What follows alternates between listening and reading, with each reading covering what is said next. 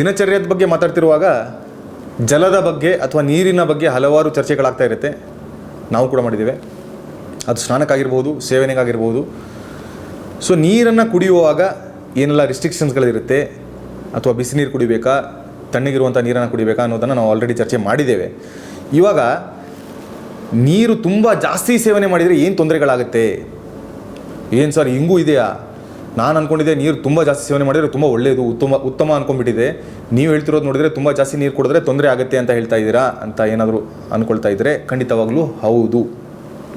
ನೀರನ್ನು ತುಂಬ ಜಾಸ್ತಿ ಸೇವನೆ ಮಾಡಿದರೆ ಏನು ಸರ್ ತುಂಬ ಜಾಸ್ತಿ ನೀರು ಸೇವನೆ ಅಂತ ಹೇಳಿದರೆ, ಬಾಯಾರಿಕೆ ಆಗದೇ ಸುಮ್ಮನೆ ನೀರು ಕುಡಿತಾ ಇದ್ದರೆ, ತುಂಬ ಜಾಸ್ತಿ ನೀರನ್ನು ಕುಡಿತಾ ಇದ್ದರೆ, ಒಂದು ಟೈಮಿಗೆ ಬಾಯಾರಿಕೆ ಆಗಿರೋದು ಅರ್ಧ ಗ್ಲಾಸ್ನಷ್ಟು ನೀರು, ಕುಡಿತಾ ಇರೋದು 3, 4, 5 ಗ್ಲಾಸ್ನಷ್ಟು ನೀರು ಅಂತ ಹೇಳಿದರೆ ಏನು ಸಮಸ್ಯೆಗಳಾಗ್ಬೋದು, ಇದರಿಂದ ಏನೆಲ್ಲ ತೊಂದರೆಗಳಾಗ್ಬೋದು, ರೋಗಗಳು ಬರಬಹುದು ಅಂತ ನಾನು ನಿಮಗೆ ತಿಳಿಸ್ಕೊಡ್ತೇನೆ. ಸೊ ನಮ್ಮ ಕಂಟೆಂಪ್ರರಿ ಸೈನ್ಸಲ್ಲಿ ವಾಟರ್ ಇಂಟಾಕ್ಸಿಕೇಷನ್ ಅಂತ ಒಂದು ಕನ್ಸೆಪ್ಟ್ ಇದೆ. ನೀರು ತುಂಬ ಜಾಸ್ತಿ ಕುಡಿದ್ರೆ ತೊಂದರೆಗಳಾಗುತ್ತೆ, ಹೇಗಾಗುತ್ತೆ ಅಂತ. ಬಟ್ ಇವತ್ತು ನಾನು ಹೇಳ್ತಿರುವಂಥ ಕನ್ಸೆಪ್ಟು ಆಯುರ್ವೇದದಲ್ಲಿ ಯೋಗರತ್ನಾಕರ ಅನ್ನುವ ಒಂದು ಪುಸ್ತಕದಲ್ಲಿ ಹೇಳಿರುವಂಥ ಹೆಚ್ಚಿನ ನೀರಿನ ಅಂಶ ನಾವು ಸೇವನೆ ಮಾಡಿದರೆ ಅಥವಾ ನೀರು ಕುಡಿದ್ರೆ ಏನಾಗುತ್ತೆ ಅಂತ ಹೇಳಿದರೆ, ಮೊದಲನೇದಾಗಿ ಅಲ್ಲಿ ಆಮದೋಷ ಉತ್ಪತ್ತಿ ಆಗುತ್ತೆ. ಈ ಆಮದೋಷ ಉತ್ಪತ್ತಿ ಆದರೆ ಏನಾಗುತ್ತೆ ಸರ್ ಅಂತ ಹೇಳಿದರೆ, ಆಮದೋಷ ಉತ್ಪತ್ತಿ ಅಂತ ಹೇಳಿದರೆ ತುಂಬ ನಮ್ಮ ಜಠರದಲ್ಲಿ ಶೇಖರಣೆ ಆಗುತ್ತೆ ಅಂತ. ಅದಾದರೆ ಏನಾಗುತ್ತೆ, ನಮ್ಮ ಜಠರಕ್ಕೆ ತುಂಬ ಪ್ರೆಷರ್ ಆಗಿಬಿಟ್ಟು ಅಲ್ಲಿ ಅಗ್ನಿ ಮಾಂದ್ಯತೆ ಆಗುತ್ತೆ, ಮಂದಾಗ್ನಿ ಆಗುತ್ತೆ. ನೋಡಿ, ಆಮದೋಷ ಆಯಿತು, ಅದಾದಮೇಲೆ ಮಂದಾಗ್ನಿ ಆಯಿತು ಅಂತ. ಮಂದಾಗ್ನಿ ಅಂದರೆ ಏನು? ನಮ್ಮ ಜೀರ್ಣ ಮಾಡಿಕೊಳ್ಳುವಂಥ ಒಂದು ಕೆಪಾಸಿಟಿ ಏನಿದೆ ಅದು ಕಡಿಮೆ ಆಗಿಬಿಡುತ್ತೆ ಅಂತ.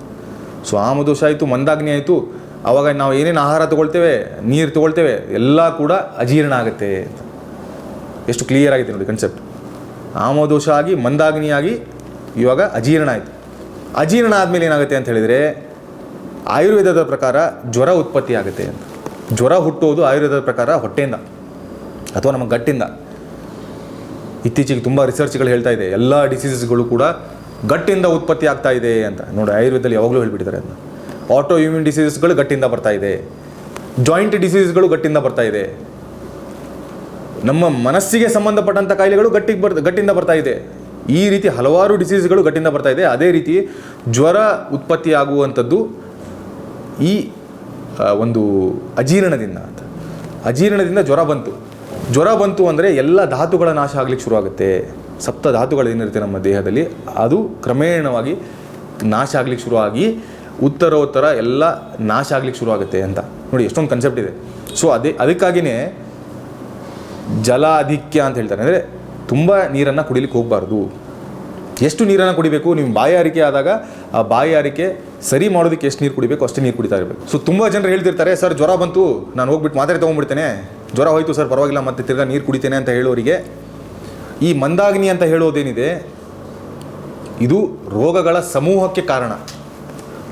ಮಂದಾಗ್ನಿ ಅಂದರೆ ನಮ್ಮ ಜಠರದಲ್ಲಿ ಇರುವಂಥ ಅಗ್ನಿ ಏನಿದೆ ಅದರ ಶಕ್ತಿ ಕಡಿಮೆ ಆಯಿತು, ನಮಗೆ ಜೀರ್ಣ ಸರಿಯಾಗಿ ಆಗ್ತಿಲ್ಲ, ಅಜೀರ್ಣ ಆಗ್ತಾ ಇದೆ ಅಂತ ಹೇಳಿದರೆ ಇದರಿಂದ ರೋಗಗಳ ಸಮೂಹ ಉತ್ಪತ್ತಿ ಆಗುತ್ತೆ. ಜ್ವರಕ್ಕೆ ನಾವು ಏನೋ ಮಾತ್ರೆ ತೊಗೊಂಡ್ಬಿಟ್ಟು ನಿಲ್ಲಿಸ್ಬೋದು, ಆಯಿತು ಜ್ವರ ಹೋಯಿತು, ಸರಿ ಆಯಿತು, ತಿರ್ಗಾ ನಾವು ಅದೇ ಪದ್ಧತಿನ ಫಾಲೋ ಮಾಡ್ತಾಯಿದ್ದು, ಅದನ್ನೇ ನಾವು ಫಾಲೋ ಮಾಡ್ತಾ ಇದ್ದೇವೆ. ವಿನಾಕಾರಣ ತುಂಬ ಜಾಸ್ತಿ ನೀರಿನ ಸೇವನೆ ಮಾಡ್ತಾ ಇದ್ದೇವೆ. ಆ ಕಡೆ ಬೆವರು ಕೂಡ ಬರ್ತಾ ಇಲ್ಲ, ಸುಮ್ಮನೆ ಕೂತ್ಕೊಂಡಿದ್ದೀವಿ, ಆದರೂ ಕೂಡ ನೀರಿನ ಸೇವನೆ ಮಾಡ್ತಾ ಇದ್ದೇವೆ ಅಂತ ಹೇಳಿದರೆ ಆವಾಗ ಈ ಶೋಥ ಅಂತ ಹೇಳ್ತೇವೆ, ಅಂದರೆ ಸ್ವೆಲ್ಲಿಂಗ್ಸ್ಗಳು ಉತ್ಪತ್ತಿ ಆಗುತ್ತೆ. ಸೊ ಅದು ಒಳ್ಳೆಯದಲ್ಲ. ಅದೇ ರೀತಿ ಕೆಲವೊಂದು ಈ ಡಯಾಬಿಟೀಸ್ ಏನಿದೆ ಅದು ಕಂಟ್ರೋಲ್ ಆಗೋಲ್ಲ, ಆವಾಗ ಅನ್ಕಂಟ್ರೋಲ್ಡಿಗೆ ಹೋಗ್ಬಿಡುತ್ತೆ. ನೋಡಿ, ಇಷ್ಟೊಂದು ಕನ್ಸೆಪ್ಟ್ಸ್ಗಳಿದೆ. ನಮ್ಮ ಆಯುರ್ವೇದದಲ್ಲಿ ಕ್ಲಿಯರಾಗಿ ಹೇಳಿದ್ದಾರೆ, ಯಾರಿಗೆ ಈ ಅತಿಸಾರ ಅಂದರೆ ತುಂಬ ಬೇದಿ ಆಗ್ತಾ ಇದೆ ಅಥವಾ ಮಧುಮೇಹ ರೋಗ ಇದೆ ಅಲ್ಲಿ ನೀರಿನ ಸೇವನೆ ಸ್ವಲ್ಪ ಕಡಿಮೆ ತೊಗೋಬೇಕು ಅಂತ. ನೀರಿನ ಸೇವನೆ ಅವರೇನೋ ಜಾಸ್ತಿ ಮಾಡಿಬಿಟ್ರು ಅಂತ ಹೇಳಿದರೆ ರೋಗ ತುಂಬ ಜಾಸ್ತಿ ಆಗುತ್ತೆ ಅಂತ.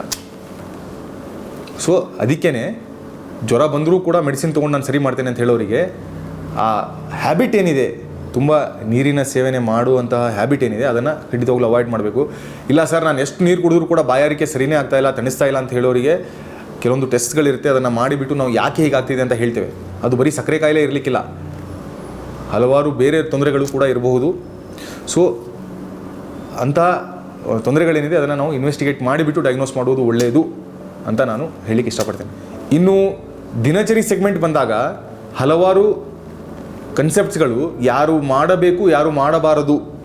ಇವಾಗ ನಾನು ಒಂದು ಸಿಂಪಲ್ ಎಕ್ಸಾಂಪಲ್ ಕೊಟ್ಟೆ ನಿಮಗೆ, ನೀರಿನ ಬಗ್ಗೆ, ಯಾರು ನೀರು ಜಾಸ್ತಿ ಕುಡಿಬಾರ್ದು. ಅದೇ ರೀತಿ ಯಾರು ಶೀತಲ ಜಲವನ್ನು ಸೇವನೆ ಮಾಡಬಾರದು, ಯಾರು ಉಷ್ಣ ಜಲವನ್ನು ಸೇವನೆ ಮಾಡಬಾರದು, ಯಾರು ತಾಂಬೂಲ ಸೇವನೆ ಮಾಡಬಾರದು, ಯಾರು ಬ್ರಾಹ್ಮಿ ಮುಹೂರ್ತದಲ್ಲಿ ಎದ್ದೇಳಬಾರ್ದು, ಯಾರು ವ್ಯಾಯಾಮ ಮಾಡಬಾರದು ಮತ್ತು ಯಾರು ಅಭ್ಯಂಗ ಮಾಡಬಾರ್ದು ಅನ್ನುವ ಎಲ್ಲ ಕನ್ಸೆಪ್ಟ್ಸ್ಗಳು ಕೂಡ ಇದೆ. ಅದರ ಬಗ್ಗೆ ನಾವು ಸುದೀರ್ಘವಾದ ಒಂದು ಚರ್ಚೆ ಏನಿದೆ ಅದನ್ನು ಆಯುರ್ವೇದ ದಿನಚರಿ ಸೆಗ್ಮೆಂಟ್ಗಳಲ್ಲಿ ಮುಂಬರುವ ವೀಡಿಯೋಸ್ಗಳಲ್ಲಿ ಮಾಡೋಣ ಅಂತ ಹೇಳ್ತಾ, ಇಂದಿನ ಈ ಸಂಚಿಕೆ ಜಲ ಆಧಿಕ್ಯ ಅಥವಾ ನೀರಿನ ಸೇವನೆ ಜಾಸ್ತಿ ಮಾಡಿದರೆ ಏನಾಗುತ್ತೆ ಒಂದು ವಿಡಿಯೋನ ಮುಗಿಸ್ತಾ ಇದ್ದೇನೆ. ಅವಾಗ ತುಂಬ ಜನರಿಗೆ ಪ್ರಶ್ನೆ ಬರುತ್ತೆ, ಸರ್ ಹಾಗಿದ್ರೆ ಎಷ್ಟು ಕುಡಿಬೇಕು ಅಂತ. ನಾನು ಹೇಳಿದೆ ಆವಾಗಲೇ, ಬಾಯಾರಿಕೆ ತಣಿಸುವಷ್ಟು ನೀರನ್ನು ಮಾತ್ರ ಕುಡಿಬೇಕು. ಬೆಳಿಗ್ಗೆ ಎದ್ದ ತಕ್ಷಣ ನೀವೇನು ಅಭ್ಯಾಸ ಮಾಡ್ಕೊಂಡಿರ್ತೀರಾ, ಅದು ಉಗುರು ಬೆಚ್ಚಗೆ ನೀರಿರ್ಬೋದು ಅಥವಾ ಬಿಸಿ ನೀರಿರ್ಬೋದು ಅಥವಾ ನಾರ್ಮಲ್ ರೂಮ್ ಟೆಂಪ್ರೇಚರ್ ನೀರಿರ್ಬೋದು, ಅದನ್ನ ಎಷ್ಟು ನೀವು ಅಭ್ಯಾಸ ಮಾಡ್ಕೊಂಡಿರ್ತೀರ ಅಷ್ಟು ಮಾತ್ರ ಕುಡಿತಾ ಇರಬೇಕು. ಅದಕ್ಕಿಂತ ತುಂಬ ಜಾಸ್ತಿ ಸೇವನೆ ಮಾಡಿದರೆ ತೊಂದರೆ ಆಗುತ್ತೆ ಅಂತ ಹೇಳ್ತಾ ಈ ಸಂಚಿಕೆ ಮುಗಿಸ್ತಾ ಇದ್ದೇನೆ. ಮುಂದಿನ ಸಂಚಿಕೆಯಲ್ಲಿ ಮತ್ತೊಂದಿಷ್ಟು ವೀಡಿಯೋಸ್ಗಳನ್ನ ತೊಗೊಂಡು ಬಂದುಬಿಟ್ಟು ನಿಮ್ಮ ಮುಂದೆ ಬರ್ತೀನಿ. ಅಲ್ಲಿವರೆಗೂ ಎಲ್ಲರೂ ಸ್ವಸ್ಥರಾಗಿರಿ ಮತ್ತು ನಗ್ತಾ ಇರಿ. ನಮಸ್ಕಾರ.